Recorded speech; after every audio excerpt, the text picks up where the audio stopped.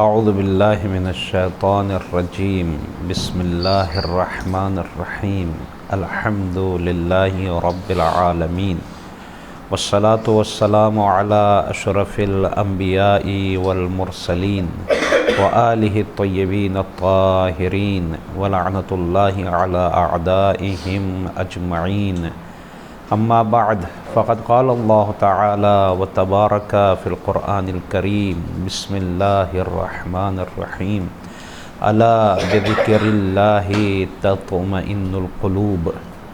قرآن مجید کی آیہ کریمہ کے ایک ٹکڑے کو تلاوت کرنے کا شرف حاصل کیا، جس میں اللہ تبارک و تعالی ارشاد فرماتا ہے کہ بتحقیق بے شک اللہ کے ذکر سے دلوں کو اطمینان حاصل ہوتا ہے۔ اگر ہم اپنے نفس کی شیطنت، اپنے نفس کی غلاظت، اپنے نفس کی ناپاکیزگی سے بچنا چاہتے ہیں تو اللہ کو اپنے دل میں رکھیں، اللہ کو ہمیشہ یاد رکھیں، تو ہمارا نفس ہمارے کنٹرول میں رہے گا۔ حتیٰ یہ اندرونی بات ہوئی، دوسری چیزیں ہم اگر محفوظ رہنا چاہتے ہیں دوسرے افراد سے، دوسرے شرور سے، دوسرے شیاطین سے، تو اس کا علاج بھی ذکر الہی ہے۔ ذکر الہی بہت اہم ہے۔ حتیٰ ائمہ نے یہ فرمایا ہے کہ ہمارے شیعہ ایک ایسے گروہ ہیں کہ جب وہ اکیلے ہوتے ہیں تو اللہ کو یاد کرتے ہیں، اللہ کا ذکر کرتے ہیں۔ اکیلے ہوتے ہیں تو الٹا سیدھا نہیں سوچتے، الٹی سیدھی فکروں میں نہیں رہتے، بلکہ اس وقت اللہ کا ذکر کرتے ہیں، اللہ کو یاد کرتے ہیں۔ حتیٰ امام جعفر صادق، امام زین العابدین علیہ السلام کو یہ پسند تھا کہ مولا اکیلے رہیں تاکہ اللہ کو یاد کریں۔ یعنی گویا جس طرح سے عام انسان اپنے اکیلے پن کو دور کرنے کے لیے کسی دوست کو، کسی چاہنے والے کو، کسی ملنے والے کو ڈھونڈتا ہے، تو امام اپنے اکیلے پن کو دور کرنے کے لیے اللہ کا سہارا لیتے تھے، اللہ سے کا ذکر فرمایا کرتے تھے۔ امام صادق علیہ السلام نے ارشاد فرمایا ہے کہ غافلوں کے درمیان جو ذکر الہی نہیں کر رہے، جو اللہ کو یاد نہیں کر رہے، جو نماز نہیں پڑھ رہے، جیسے کبھی کبھی ہمارے اسکولوں کا یہ حال ہو جاتا ہے کہ وہاں اللہ کو یاد نہیں کیا جاتا، ہم اللہ کو بھول جاتے ہیں، تو امام نے فرمایا کہ غافلوں کے درمیان جو اللہ کو یاد رکھے وہ ایسا ہی ہے کہ جیسے سب لشکر سے بھاگ رہے ہوں لیکن وہ اکیلا حق کے لیے اور دین کی بقا کے لیے لڑ رہا ہو۔ بالکل ایسا ہی ہے وہ، اس کو اللہ وہی مرتبہ دے گا۔ کیوں؟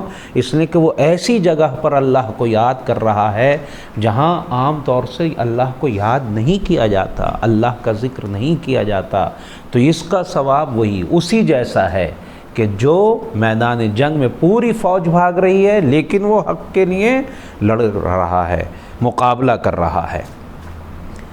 پھر ہمیں سمجھانے کے لیے رسول اللہ صلی اللہ علیہ وآلہ وسلم ارشاد فرماتے ہیں کہ وہ گھر کہ جس میں ذکر کیا جائے اور ایک وہ گھر جس میں ذکر نہیں کیا جاتا، اللہ کو یاد نہیں کیا جاتا، قرآن مجید کی تلاوت نہیں ہوتی، سبحان اللہ، الحمدللہ، اللہ اکبر، صلوات وغیرہ نہیں پڑھا جاتا، اور ایک گھر میں یہ چیزیں پڑھی جاتی ہیں، تو جس میں ذکر الہی ہو وہ گھر گویا زندہ ہے، اور وہ گھر جس میں ذکر الہی نہ ہو گویا وہ مردہ ہے، مرا ہوا گھر ہے، وہ مردے کی برابر ہے وہ گھر۔ لہٰذا اگر ہم یہ چاہتے ہیں ہمارے گھر زندہ رہیں، ہمارے گھر آباد رہیں، ہمارے گھر شاد رہیں، تو ہم اس میں ذکر الہی کریں، اللہ کو یاد کریں، اللہ کا ذکر کریں۔ حتیٰ یہ تسبیح جو ہم نمازوں میں پڑھتے ہیں، 34 مرتبہ اللہ اکبر، 33 مرتبہ الحمدللہ، 33 مرتبہ سبحان اللہ، جو نماز کے بعد تسبیح پڑھتے ہیں، یہ خود ذکر ہے، اللہ کا ذکر ہے، جو جناب زہرا سلام اللہ علیہا کو جناب رسول اللہ نے تعلیم فرمایا تھا اور کہا تھا اے میری بیٹی فاطمہ تم ان ذکر کو کیا کرو، اور جتنا زیادہ کرو گی اتنی ہی تمہاری دنیا اور آخرت آباد رہے گی۔ تو ہمیں یہ ذکر الہی کر کے اپنے نفسوں کو، اپنے دماغ کو، اپنے گھروں کو آباد رکھنا چاہیے۔ یہ ذکر ہمیں فائدہ پہنچاتا ہے۔ پھر امام محمد باقر علیہ السلام ارشاد فرماتے ہیں، ما من شیء اعظم ثوابا من شہادت اللہ الہ الا اللہ۔ کوئی بھی چیز ثواب کے حساب سے اس سے بڑھ کر نہیں ہے کہ انسان لا الہ الا اللہ کہے، یعنی لا الہ الا اللہ سے بڑھ کر کوئی ذکر نہیں ہے۔ خود رسول اللہ صلی اللہ علیہ وآلہ وسلم نے جب اپنے مشن کو شروع کیا تو کیا ارشاد فرمایا؟ قولو، سب سے پہلا فقرہ، سب سے پہلا نعرہ جو دیا رسول اللہ نے مکے میں جب اسلام کی ابتدا ہوئی تو کیا ارشاد فرمایا؟ قولو لا الہ الا اللہ تفلحو، لا الہ الا اللہ کہو اور کامیاب ہو جاؤ۔ یعنی کامیابی لا الہ الا اللہ میں ہے، اللہ کے ذکر میں ہے، اللہ کے ذکر میں ہے۔ امام جعفر صادق علیہ السلام ارشاد فرماتے ہیں کہ میرے والد گرامی امام محمد باقر علیہ السلام، یعنی امام جعفر صادق علیہ السلام کہتے ہیں میرے بابا پانچویں امام جب بھی غمگین ہوتے تھے، جب بھی کوئی غم آپ پر طاری ہوتا تھا، کوئی ایسی بات ہوتی تھی کہ جس کی وجہ سے آپ کو کا دل غمگین ہو جائے، تھوڑا رنج ہو جائے، تھوڑی تکلیف ہو جائے، تو اپنے گھر کی عورتوں اور بچوں کو جمع کرتے تھے، جمع کر لیتے تھے، اور اس مجمع میں جو اپنے گھر کی عورتیں، بچے، اپنے گھر والے ہوتے تھے، ان کو جمع کرنے کے بعد خود مولا اللہ کا ذکر اور اللہ سے دعا کرتے تھے، اور وہ بچے اور عورتیں اور گھر والے آمین کہتے تھے۔ یعنی ہمارے اماموں نے یہ طریقہ، یہ سلیقہ ہم کو سکھایا ہے کہ ہم اللہ کے ذکر سے غافل نہ ہوں، اللہ کو ہمیشہ یاد رکھیں۔ اور آج جو میں نے یہ کچھ جملے آپ کی خدمت میں عرض کیے، یہ ایک خلاصہ ہے، ایک مختصر ہے، ورنہ اتنی تاکید اماموں نے کی ہے اللہ کو یاد کرنے کی، خاص طور سے تنہائی میں اللہ کو یاد رکھنے کی اتنی تاکید کی ہے کہ بہت ہی زیادہ اس کے سلسلے میں روایتیں، اور خود یہ آیت بھی جو میں نے تلاوت کی، الا بذکر اللہ تطمئن القلوب، ہم سکون کو کہیں اور تلاش نہ کریں، سامان زیادہ اکٹھا کرنے سے، بڑے گھر بنا لینے سے، بہترین گاڑی لینے سے انسان سکون میں نہیں ہوتا، بلکہ اللہ کو یاد کرنے سے سکون ملتا ہے۔ اگر یہ بہترین گاڑی، بڑے بڑے گھر، بہترین چیزیں سکون پہنچاتی تو وہ لوگ جن کے پاس ہیں وہ اپنے آپ کو گولیاں نہ مارتے۔ اس کا مطلب یہ ہے کہ وہ سکون سے نہیں ہیں، انہیں سکون کیوں نہیں ملا؟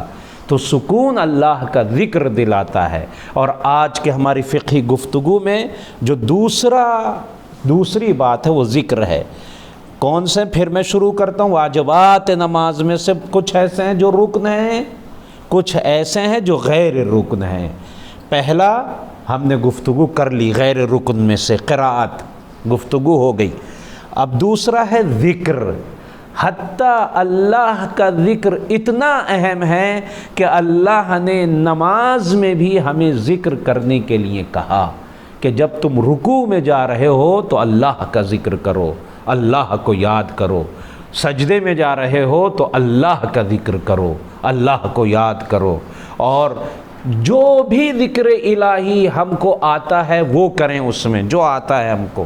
لیکن بہتر یہ ہے، اچھا یہ ہے کہ ہم 3 مرتبہ سبحان اللہ، یا 1 مرتبہ سبحان، رکوع میں 1 مرتبہ سبحان ربی العظیم و بحمدہ، اور سجدے میں 3 مرتبہ سبحان اللہ، اور یا 1 مرتبہ سبحان ربی العظیم و بحمدہ۔ یعنی اللہ کو یاد کرنا اتنا اہم ہے کہ ہم رکوع اور سجدے میں بھی ایک واجب ذکر الہی ہے، اللہ کا ذکر کرنا ہے۔ بہتر طریقے سے ہم ذکر کریں، جب سجدے میں جائیں، جب رکوع میں جائیں تو اللہ کو یاد کریں، اللہ کا ذکر کریں، اور کہیں سبحان ربی العظیم و بحمد، پاک و پاکیزہ ہے میرا وہ پروردگار جو بہت عظیم ہے اور اسی کی حمد ہے۔ اسی کی حمد ہے۔ سبحان ربی الاعلیٰ و بحمد، سجدے میں جب ہم کہہ رہے ہیں پاک و پاکیزہ ہے وہ ذات، وہ اللہ میرا پالنے والا کہ جو اعلیٰ ہے، سب سے بلند ہے، و بحمدہ، اور اسی کی حمد ہے۔ تو ہم اللہ کو ہمیشہ یاد رکھیں، ہمیشہ اللہ کو اپنے دل میں بسا کے رکھیں۔ اور اماموں نے فرمایا ہے کہ القلب حرم اللہ، یہ دل جو ہے اللہ کا حرم ہے، یہ دل اللہ کا حرم ہے، اللہ کا گھر ہے، اس میں کسی اور کو مت لاؤ، اللہ کے ساتھ کسی اور کو نہ لاؤ، اللہ کو یاد رکھو ہمیشہ، اللہ ہر جگہ کام آنے والی ذات جو ہے وہ اللہ ہے۔ اسی لیے امام سجاد علیہ السلام نے ارشاد فرمایا کہ مجھے تنہائی کا احساس نہیں ہوتا، اس لیے کہ میرے ساتھ ہمیشہ میرا پروردگار اللہ موجود ہے۔ اللہ ہمیں بھی وہ معرفت عطا کرے انشاءاللہ جو امام سجاد علیہ السلام نے چاہی ہے اپنے شیعوں کے لیے۔ ہم مولا کے صدقے میں اللہ کی بارگاہ میں دعا کرتے ہیں، اے پروردگار محمد و آل محمد کے صدقے میں ہمیں وہ ذکر کرنے کی توفیق دے کہ جیسا تو چاہتا ہے۔ والسلام علیکم ورحمۃ اللہ وبرکاتہ۔ اللہم صل علی محمد و آل محمد وعجل فرج۔